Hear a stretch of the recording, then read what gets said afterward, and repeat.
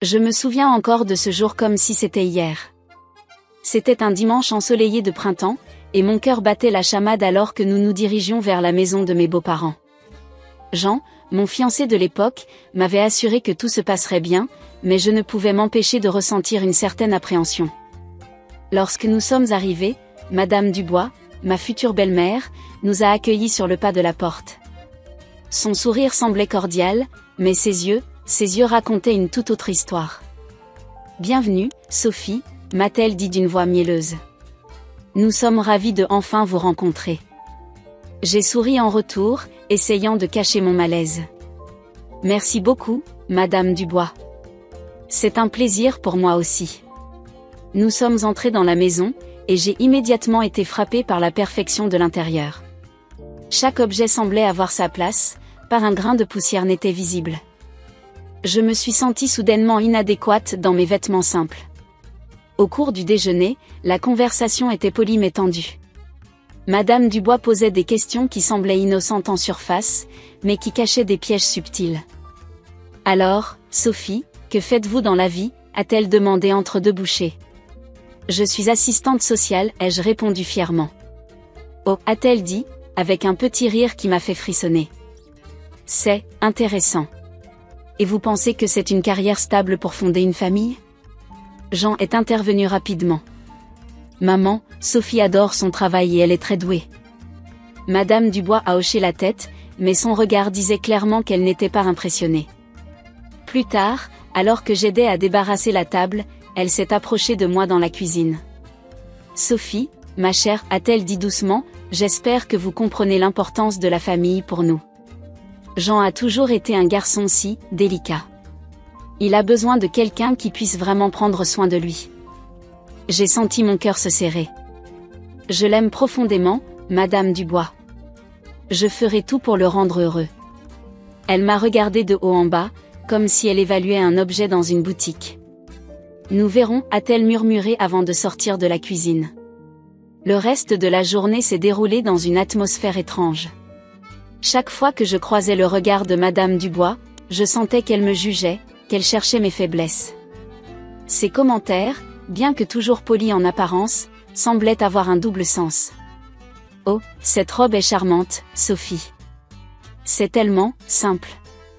Jean m'a dit que vous aimez cuisiner. J'espère que vous apprendrez à faire ses plats préférés. Il est tellement habitué à une cuisine raffinée. » Quand nous sommes finalement partis, j'étais épuisée émotionnellement. Dans la voiture, Jean m'a demandé comment j'avais trouvé sa famille. « Ils sont charmants » ai-je menti, ne voulant pas gâcher sa joie évidente.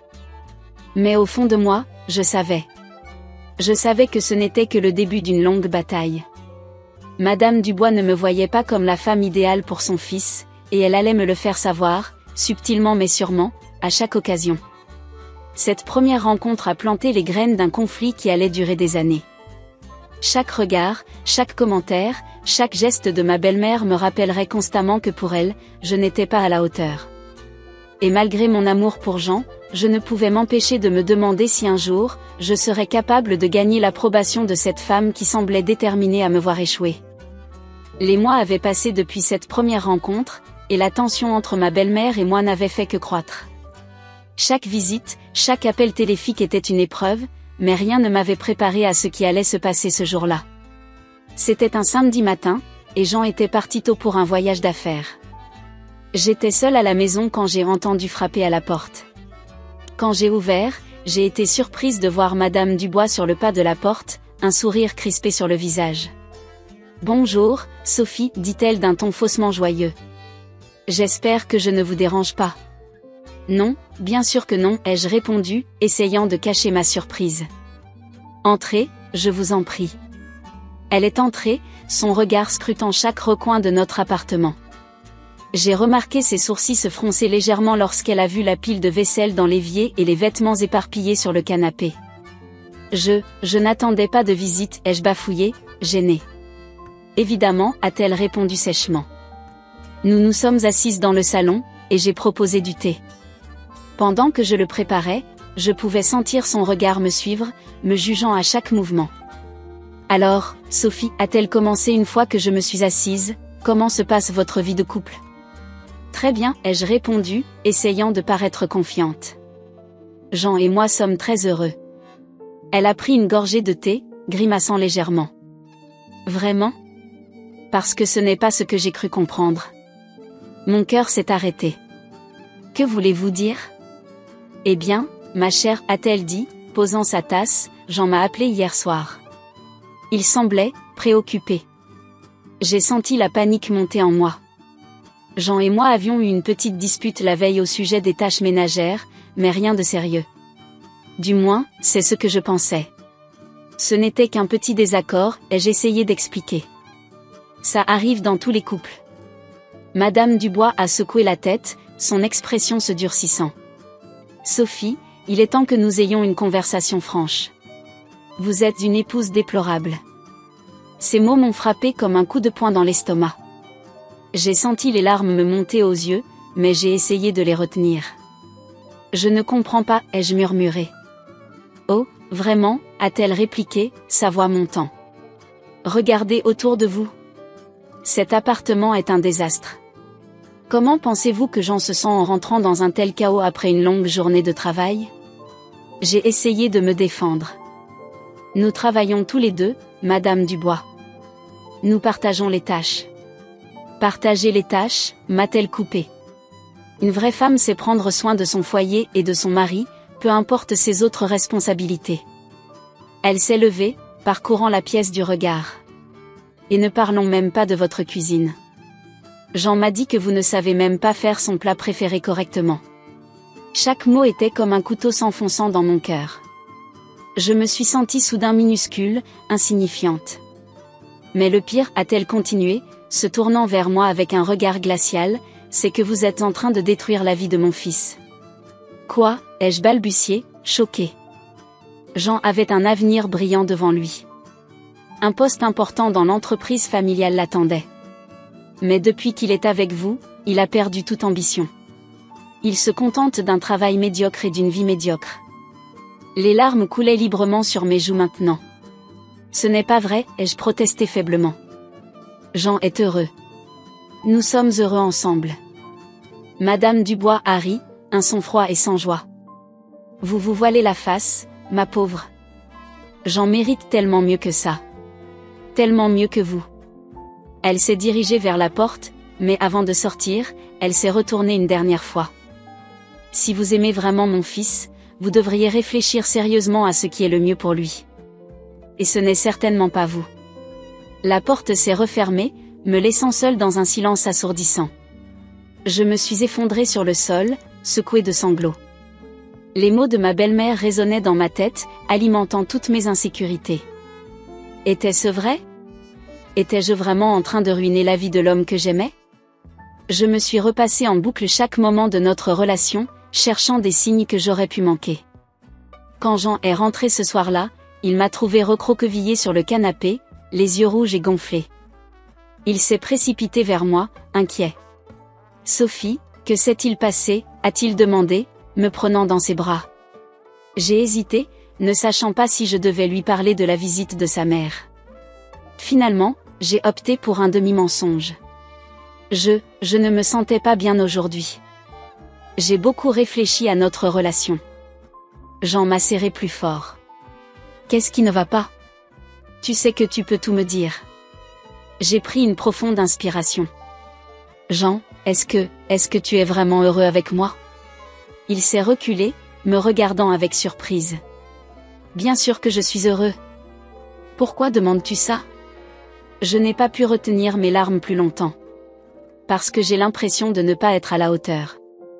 Je ne sais pas tenir une maison correctement, je ne sais pas cuisiner tes plats préférés, et j'ai peur de t'empêcher de réaliser tes rêves.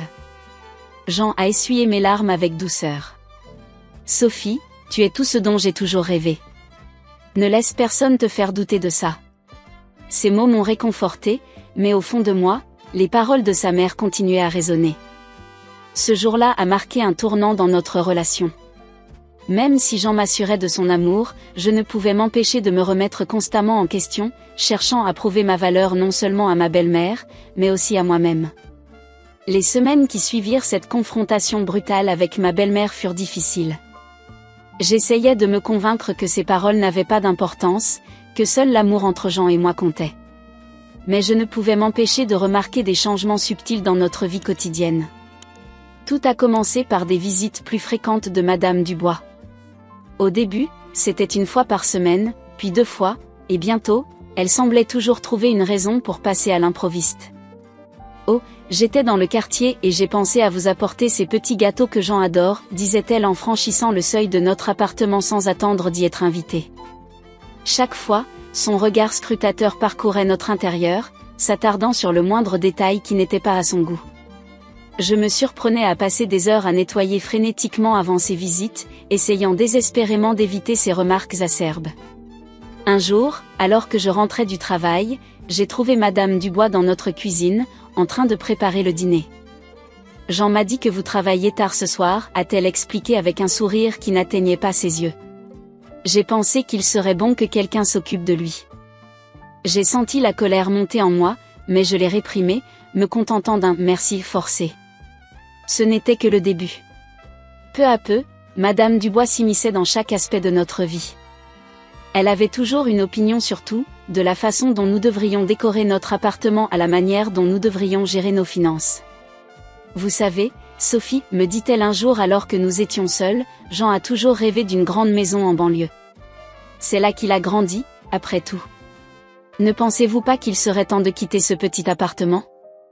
J'ai essayé d'expliquer que Jean et moi aimions notre vie en ville, proche de nos amis et de nos lieux de travail. Mais elle balaya mes arguments d'un revers de main. Vous ne comprenez vraiment pas ce dont Jean a besoin, n'est-ce pas ? Ces petites piques constantes commençaient à éroder ma confiance. Je me surprenais à douter de chaque décision que nous prenions en tant que couple. Un soir, alors que Jean et moi discutions de nos projets de vacances, Madame Dubois est intervenue. « Oh, vous ne pouvez pas aller en Italie cet été », a-t-elle déclaré catégoriquement. « Jean, tu sais bien que ton père et moi avons toujours voulu que tu nous accompagnes dans notre maison de campagne. C'est une tradition familiale. » J'ai vu l'hésitation dans les yeux de Jean. Maman, Sophie et moi avions déjà des projets. Mais enfin, Jean, a-t-elle insisté, la famille passe avant tout, n'est-ce pas ? J'ai senti mon cœur se serrer quand Jean a finalement cédé. Ce n'était qu'un exemple parmi tant d'autres de la façon dont ma belle-mère influençait nos décisions. Les choses ont empiré quand nous avons commencé à parler d'avoir des enfants. Madame Dubois avait une opinion sur tout, de la façon dont je devrais me nourrir pendant la grossesse au prénom que nous devrions choisir. Vous savez, Sophie, me dit-elle un jour, dans notre famille, nous avons toujours donné le prénom du grand-père au premier fils. C'est une tradition importante pour nous.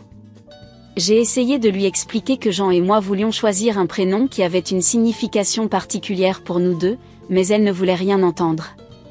Vous ne comprenez vraiment rien aux traditions familiales, n'est-ce pas ? A-t-elle dit avec un soupir exaspéré. Chaque jour, je sentais que je perdais un peu plus le contrôle de ma propre vie. Les décisions que Jean et moi prenions ensemble étaient constamment remises en question, analysées et souvent modifiées pour satisfaire les attentes de ma belle-mère. Un soir, alors que nous étions au lit, j'ai finalement craqué. Les larmes aux yeux, j'ai confié à Jean à quel point je me sentais étouffée par l'omniprésence de sa mère dans notre vie. Jean, j'ai l'impression que nous ne sommes plus maîtres de nos propres décisions. Ta mère est partout, tout le temps. Elle remet en question chacun de nos choix. Jean m'a prise dans ses bras, essayant de me réconforter. Je sais que ma mère peut être un peu envahissante parfois, mais elle veut juste le meilleur pour nous. Mais c'est à nous de décider ce qui est le mieux pour nous, ai-je protesté. J'ai l'impression que nous ne vivons plus notre propre vie, mais celle qu'elle imagine pour nous. Jean a soupiré, visiblement tiraillé entre son amour pour moi et son respect pour sa mère. Je lui parlerai, a-t-il promis. Je lui demanderai de nous laisser un peu d'espace. Mais malgré cette promesse, je savais au fond de moi que ce ne serait pas suffisant. Madame Dubois avait trouvé le moyen de s'infiltrer dans chaque aspect de notre vie, et je ne voyais pas comment nous pourrions nous en sortir sans un changement radical. Cette nuit-là, allongée dans le noir, écoutant la respiration régulière de Jean endormi à côté de moi, j'ai réalisé que cette situation ne pouvait plus durer. Quelque chose devait changer, et vite. Sinon, je risquais de perdre non seulement mon identité, mais aussi l'homme que j'aimais. Les jours passaient, et la tension dans notre foyer ne cessait de croître. Malgré la promesse de Jean de parler à sa mère, rien ne semblait avoir changé. Madame Dubois était toujours aussi présente, aussi envahissante. Mais ce que je ne savais pas encore, c'est que les choses allaient prendre une tournure bien plus sombre. C'était un mardi soir, Jean était rentré tard du travail et je m'étais endormie sur le canapé en l'attendant. Je me suis réveillée en sursaut, entendant des voix étouffées provenant de la cuisine. Intriguée, je me suis approchée silencieusement. « Maman, tu ne peux pas continuer comme ça, » disait Jean, sa voix trahissant sa frustration. « Sophie et moi avons besoin d'espace. » « Mon chéri, » répondit Madame Dubois d'une voix doucereuse que je ne lui connaissais que trop bien, « je ne fais que veiller sur toi. Cette fille, elle n'est pas ce qu'il te faut. » Mon cœur s'est serré en entendant ces mots. Mais ce qui a suivi m'a glacé le sang. « Jean, as-tu pensé à ce que je t'ai dit ? À propos de la maison ? » « Maman, je t'ai déjà dit que je ne voulais pas en parler. Cette maison appartient à Sophie autant qu'à moi. » J'ai retenu mon souffle. De quelle maison parlait-il ? Techniquement, mon chéri, a poursuivi Madame Dubois, la maison est à ton nom. Tu devrais y réfléchir. On ne sait jamais ce qui peut arriver. J'ai dû étouffer un cri de surprise. Notre maison, celle que nous avions achetée ensemble il y a 2 ans, était effectivement au nom de Jean pour des raisons administratives. Mais nous avions toujours considéré que c'était notre maison à tous les deux. « Que veux-tu dire ?» a demandé Jean, sa voix trahissant son inquiétude. « Eh bien, mon chéri, je ne voudrais pas t'alarmer, mais j'ai remarqué certaines choses. Sophie semble, comment dire ? Elle passe beaucoup de temps au téléphone, elle sort souvent. Es-tu sûr qu'elle est totalement honnête avec toi ? » J'ai senti la colère monter en moi. Comment osait-elle insinuer que je trompais Jean ? « Maman, arrête, » a dit Jean, mais sa voix manquait de conviction. « Je dis ça pour ton bien, mon chéri. Je ne voudrais pas que tu te retrouves sans rien si jamais, eh bien, si jamais les choses tournaient mal. » J'ai dû me retenir de ne pas faire irruption dans la cuisine pour confronter Madame Dubois. Mais quelque chose me disait que je devais en entendre plus. « Que suggères-tu » a demandé Jean, et j'ai senti mon cœur se briser en entendant qu'il envisageait même cette possibilité. « Eh bien, peut-être devrais-tu parler à un avocat. Juste pour être sûr que tes intérêts sont protégés. Après tout, c'est ton héritage qui a servi à acheter cette maison. » J'ai senti les larmes me monter aux yeux. C'était vrai que l'apport initial provenait d'un héritage de Jean, mais nous avions travaillé dur tous les deux pour payer les mensualités. Cette maison était autant la mienne que la sienne. « Je ne sais pas, maman, » a dit Jean, hésitant. « Je ne pense pas que Sophie ferait une chose pareille. »« Oh, mon pauvre garçon naïf, » a répondu Madame Dubois d'un ton condescendant. « Tu ne vois pas ce qui se passe sous ton nez. Cette fille est en train de te manipuler. Elle veut tout prendre, ta maison, ton argent, ta vie. » J'ai dû me mordre la lèvre pour ne pas crier. Comment pouvait-elle dire de telles choses ? Comment Jean pouvait-il même l'écouter ? « Je vais y réfléchir, » a finalement dit Jean, et ces mots m'ont brisé le cœur. J'ai silencieusement regagné le canapé, l'esprit en ébullition. Je ne pouvais pas croire ce que je venais d'entendre. Ma belle-mère était en train de monter mon mari contre moi, de lui faire croire que j'étais une sorte de manipulatrice intéressée. Quand Jean est finalement venu me rejoindre, faisant semblant de me réveiller doucement, j'ai dû jouer la comédie. Je lui ai souri, mais intérieurement, j'étais dévastée. Comment pourrais-je lui faire face en sachant ce qu'il pensait peut-être de moi maintenant ? Les jours suivants ont été un véritable cauchemar. J'observais Jean, guettant le moindre signe de méfiance dans ses yeux. Chaque fois qu'il recevait un appel et s'éloignait pour répondre, je me demandais s'il parlait à un avocat. Chaque fois qu'il rentrait tard du travail, je me demandais s'il était en train de préparer sa sortie. J'ai commencé à rassembler discrètement des documents, des relevés bancaires, tout ce qui pourrait prouver ma contribution à notre vie commune. Je détestais devoir faire ça, mais je sentais que je devais me protéger. Un soir, alors que nous étions assis en silence devant la télévision, Jean a soudainement pris la parole. « Sophie, es-tu heureuse avec moi ?» La question m'a prise au dépourvu. J'ai tourné mon regard vers lui, cherchant dans ses yeux une trace de l'homme que j'avais épousé, celui qui me faisait confiance sans réserve. Bien sûr que je suis heureuse, ai-je répondu, la gorge serrée. Pourquoi me demandes-tu ça? Il a haussé les épaules, évitant mon regard. Je ne sais pas. J'ai juste l'impression que les choses sont différentes ces derniers temps. J'ai voulu lui crier que c'était à cause de sa mère, à cause de ses insinuations perfides. Mais je me suis retenue. Je ne voulais pas qu'il sache que j'avais surpris leur conversation. Jean, ai-je dit doucement, prenant sa main dans la mienne, je t'aime. Notre vie ensemble est tout ce qui compte pour moi. Il a serré ma main en retour, mais je pouvais sentir une hésitation dans son geste. Le doute s'était installé, et je ne savais pas comment le chasser. Cette nuit-là, allongée dans notre lit, écoutant la respiration de Jean, j'ai réalisé que ma belle-mère avait réussi son coup. Elle avait planté la graine du doute dans l'esprit de mon mari, et maintenant, je devais trouver un moyen de sauver notre mariage avant qu'il ne soit trop tard. Les jours qui suivirent cette révélation furent parmi les plus difficiles de ma vie. Chaque regard, chaque geste de Jean me semblait suspect. Je me surprenais à analyser ses moindres faits et gestes, cherchant des signes de méfiance ou de doute. Cette situation était insoutenable, et je savais qu'elle ne pouvait pas durer éternellement. C'est un samedi matin que tout a explosé. Jean et moi prenions notre petit déjeuner en silence, comme c'était devenu notre habitude ces derniers temps, quand la sonnette a retenti. Jean s'est levé pour ouvrir, et j'ai entendu la voix mielleuse de Madame Dubois résonner dans l'entrée. « Bonjour, mes chéris. J'ai pensé que nous pourrions passer la journée ensemble. Qu'en dites-vous » J'ai serré les poings sous la table, essayant de contenir ma frustration. C'était censé être notre journée, à Jean et moi. Nous avions prévu de nous promener dans le parc, de profiter d'un moment à deux pour essayer de renouer. Mais bien sûr, Madame Dubois avait d'autres plans. Jean est revenu dans la cuisine, sa mère sur ses talons. Sophie, ma mère propose que nous allions tous déjeuner en ville. Qu'en penses-tu?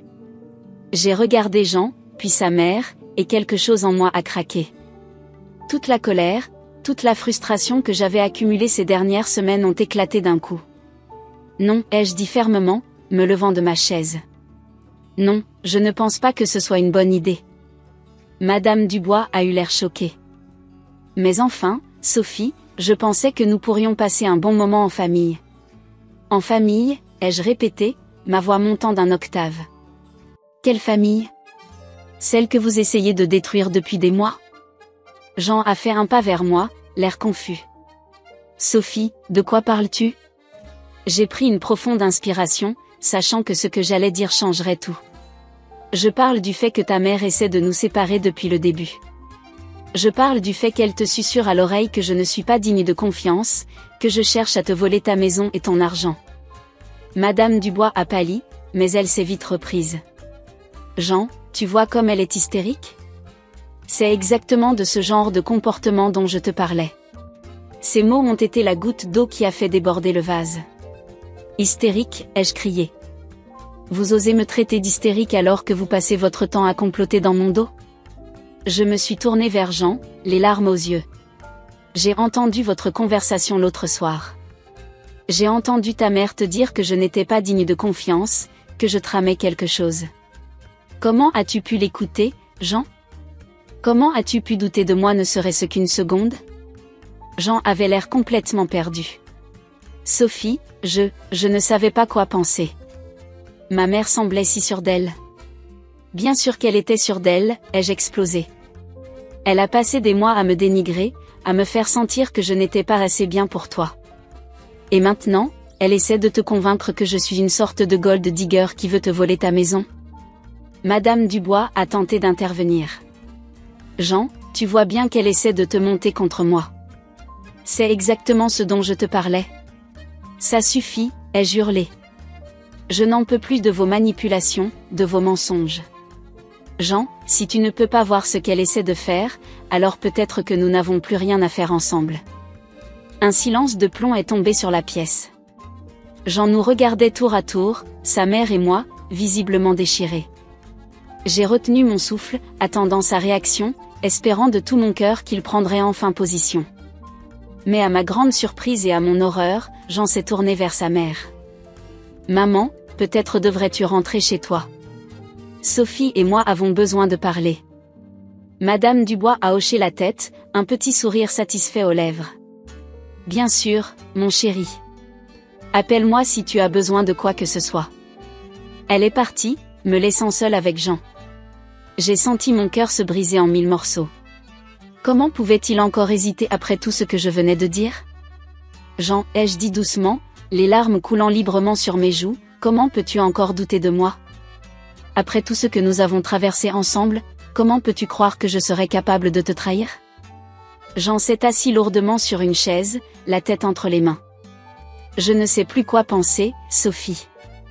Ma mère a toujours été là pour moi, elle m'a toujours guidée. Et moi, ai-je demandé, la voix brisée. Est-ce que je ne compte pas? Est-ce que notre amour ne compte pas? Jean a levé les yeux vers moi, et j'ai vu la confusion et la douleur dans son regard. Bien sûr que si, Sophie. Mais je ne peux pas simplement ignorer ce que ma mère me dit. Elle est ma famille. Ces mots m'ont frappé comme un coup de poing. Et moi, je ne suis pas ta famille? Je croyais que nous formions notre propre famille, toi et moi. Le silence qui a suivi était assourdissant. J'ai réalisé à ce moment-là que notre mariage était peut-être déjà terminé. Si Jean ne pouvait pas me choisir, me faire confiance malgré les machinations de sa mère, alors quel avenir avions-nous? Je pense que j'ai besoin d'air, ai-je finalement dit, me dirigeant vers la porte. Je vais faire un tour. Quand je reviendrai, j'espère que tu auras décidé de quel côté tu te places vraiment. Et sur ces mots, j'ai quitté l'appartement, le cœur lourd et l'avenir incertain. Les jours qui suivirent notre confrontation furent un véritable enfer. Jean et moi vivions comme des étrangers sous le même toit, échangeant à peine plus que des banalités. Je sentais que notre mariage était suspendu à un fil, et je savais que je devais agir rapidement si je voulais sauver ce que nous avions construit ensemble. C'est alors que j'ai pris une décision qui allait tout changer. Si les paroles ne suffisaient pas à convaincre Jean, peut-être que des preuves concrètes y parviendraient. J'ai commencé à rassembler méticuleusement chaque preuve des manipulations de ma belle-mère. Je me suis d'abord concentrée sur les messages. J'ai retrouvé tous les SMS et emails que Madame Dubois m'avait envoyés au fil des années, ceux remplis de critiques à peine voilées et de commentaires désobligeants. J'ai également demandé à mes amis de me transmettre les conversations où je leur confiais mes problèmes avec ma belle-mère. Ensuite, j'ai pensé aux enregistrements. Je me souvenais avoir utilisé mon téléphone pour enregistrer une conversation particulièrement désagréable avec Madame Dubois, il y a quelques mois, dans l'espoir de la faire écouter à Jean. Je ne l'avais jamais fait, craignant sa réaction, mais maintenant, cet enregistrement devenait une pièce cruciale de mon dossier. J'ai également rassemblé des preuves financières. Des relevés bancaires montrant ma contribution à l'achat de notre maison, des factures payées en commun, tout ce qui prouvait que notre vie était véritablement partagée et que je n'étais pas la profiteuse que Madame Dubois dépeignait. Le plus difficile fut de collecter des preuves des tentatives de ma belle-mère pour s'immiscer dans nos décisions de couple. J'ai retrouvé des emails où elle suggérait à Jean de prendre des décisions sans me consulter, des messages où elle critiquait ouvertement nos choix de vie. Tout ce travail m'a pris plusieurs jours, pendant lesquels je sentais le regard inquiet de Jean peser sur moi. Je savais qu'il se demandait ce que je faisais, passant des heures enfermées dans notre bureau, mais je ne voulais rien lui dire avant d'avoir tout rassemblé. Finalement, un soir, alors que nous étions assis en silence dans le salon, j'ai décidé que le moment était venu. Jean, ai-je dit doucement, il faut qu'on parle. Il a levé les yeux de son livre, l'air à la fois curieux et appréhensif. Je t'écoute. J'ai pris une profonde inspiration. Ces derniers jours, j'ai rassemblé quelque chose que j'aimerais te montrer. C'est à propos de ta mère, et de nous. Jean s'est redressé, fronçant les sourcils. Sophie, je croyais qu'on avait dépassé ça. Non, Jean, ai-je interrompu fermement. Nous n'avons rien dépassé du tout. Tu as choisi d'ignorer le problème, mais il est toujours là. Et maintenant, j'ai des preuves de tout ce que je t'ai dit. J'ai sorti le dossier que j'avais préparé et je l'ai posé sur la table basse entre nous. Tout est là, Jean. Chaque message, chaque email, chaque preuve des manipulations de ta mère. Je veux que tu les vois par toi-même. Jean a hésité un moment avant de prendre le dossier. Pendant les heures qui ont suivi, j'ai observé son visage passer par toute une gamme d'émotions alors qu'il parcourait les documents. Choc, incrédulité, colère, tristesse. Je pouvais voir chaque réalisation se refléter dans ses yeux. Quand il a finalement relevé la tête, ses yeux étaient remplis de larmes. Sophie, je ne sais pas quoi dire. Je n'avais pas réalisé à quel point ta mère avait essayé de nous séparer, ai-je terminé doucement. Jean, j'ai essayé de te le dire tant de fois. Mais tu ne voulais pas voir la vérité. Jean a secoué la tête, l'air perdu. Je ne comprends pas. Pourquoi ferait-elle ça? J'ai pris sa main dans la mienne, sentant pour la première fois depuis des semaines que nous étions à nouveau connectés. Je pense qu'elle a peur de te perdre, Jean. Elle ne veut pas accepter que tu aies ta propre vie, ta propre famille. Nous avons passé le reste de la nuit à parler, à pleurer, à essayer de comprendre comment nous avions pu en arriver là. Jean s'excusait encore et encore d'avoir douté de moi, d'avoir laissé sa mère s'immiscer ainsi dans notre vie. Au petit matin, épuisés mais unis, nous avons pris une décision. Jean allait confronter sa mère, lui montrer les preuves que nous avions rassemblées, et lui demander de respecter notre couple, sous peine de couper les ponts. Ce jour-là, alors que Jean partait pour affronter sa mère, j'ai senti un mélange d'espoir et d'appréhension. Je savais que ce ne serait pas facile, que Madame Dubois ne renoncerait pas sans se battre. Mais pour la première fois depuis longtemps, je sentais que Jean et moi étions vraiment ensemble dans cette épreuve. J'ai passé la journée à attendre anxieusement son retour, me demandant comment la confrontation s'était passée. Quand j'ai finalement entendu la clé tourner dans la serrure, mon cœur battait si fort que je pouvais l'entendre résonner dans mes oreilles. Jean est entré, l'air épuisé mais déterminé. Sans un mot, il m'a prise dans ses bras et m'a serré fort contre lui. Dans cette étreinte, j'ai senti tout ce qu'il ne pouvait pas exprimer avec des mots, son regret, son amour, sa promesse de faire mieux. C'est fini, a-t-il murmuré contre mes cheveux. J'ai tout dit à ma mère. Elle sait que si elle ne change pas, si elle n'accepte pas notre vie telle qu'elle est, nous devrons prendre nos distances. J'ai senti les larmes couler sur mes joues, un mélange de soulagement et d'appréhension pour l'avenir. Qu'a-t-elle dit? Jean a soupiré. Elle était choquée. En colère au début. Mais je pense qu'elle a finalement compris que c'était sérieux. Elle a promis d'essayer de changer. J'ai hoché la tête, sachant que ce ne serait pas facile, que nous aurions encore des obstacles à surmonter. Mais pour la première fois depuis longtemps, j'avais l'impression que nous avancions dans la bonne direction. Cette nuit-là, blottis l'un contre l'autre dans notre lit, Jean et moi avons parlé de l'avenir, de nos espoirs, de nos rêves. Nous savions que le chemin serait long, mais nous étions enfin réunis, prêts à affronter ensemble tout ce que la vie nous réservait. Les mois qui suivirent notre confrontation avec Madame Dubois furent une période de transition et d'ajustement pour notre famille. Jean et moi avions retrouvé notre complicité, mais nous savions que le chemin vers une relation saine avec sa mère serait long et semé d'embûches. Au début, Madame Dubois semblait faire des efforts. Elle appelait moins souvent, et quand elle le faisait, elle essayait visiblement de se montrer plus respectueuse envers moi. Cependant, je pouvais sentir la tension sous-jacente, la frustration qu'elle éprouvait à devoir modifier son comportement. Un dimanche, environ 2 mois après la confrontation, nous avons décidé d'inviter Madame Dubois à déjeuner chez nous. C'était la première fois que nous nous retrouvions tous les trois depuis l'incident, et l'atmosphère était électrique. J'avais passé la matinée à préparer un repas élaboré, espérant que cela pourrait servir de terrain d'entente. Quand Madame Dubois est arrivée, elle m'a tendu un bouquet de fleurs avec un sourire crispé. « C'est très gentil, merci » ai-je dit, essayant de paraître sincère malgré mon appréhension. Le repas a commencé dans un silence gêné, ponctué seulement par le bruit des couverts. Jean tentait vaillamment de lancer la conversation, parlant de son travail, de nos projets pour l'été, mais les réponses de sa mère restaient monosyllabiques. Finalement, alors que je servais le dessert, Madame Dubois a pris la parole. Je voudrais dire quelque chose, a-t-elle commencé, sa voix tremblant légèrement. Je sais que mon comportement ces derniers mois, ces dernières années même, n'a pas été idéal. J'ai échangé un regard surpris avec Jean. C'était la première fois que nous entendions Madame Dubois admettre ses torts. J'ai réfléchi beaucoup depuis notre discussion, a-t-elle poursuivi, regardant Jean. Et je réalise que j'ai peut-être été trop protectrice. J'ai retenu mon souffle, attendant la suite. Sophie, a-t-elle dit, se tournant vers moi, je sais que je ne t'ai pas rendu les choses faciles. J'avais peur de perdre mon fils.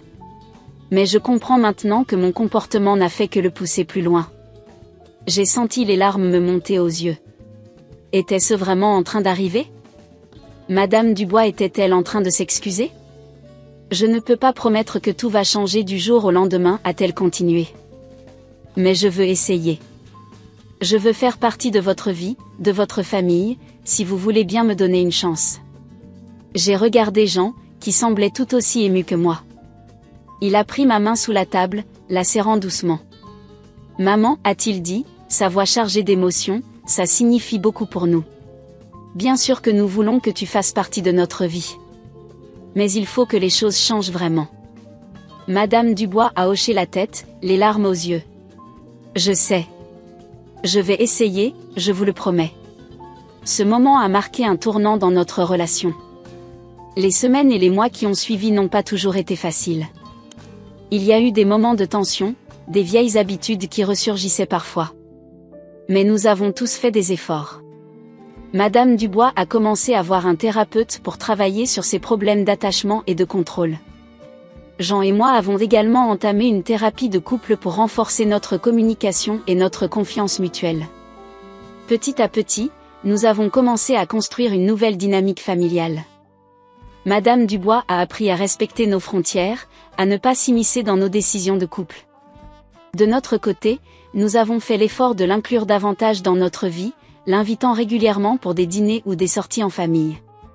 1 an après cette conversation, nous avons eu une nouvelle qui a tout changé, j'étais enceinte. Lorsque nous l'avons annoncé à Madame Dubois, sa réaction a été la preuve ultime de son évolution.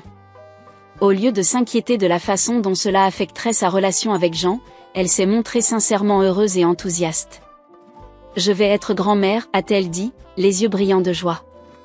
Je promets d'être la meilleure grand-mère possible pour ce bébé. Les mois de ma grossesse ont été l'occasion pour Madame Dubois de montrer à quel point elle avait changé.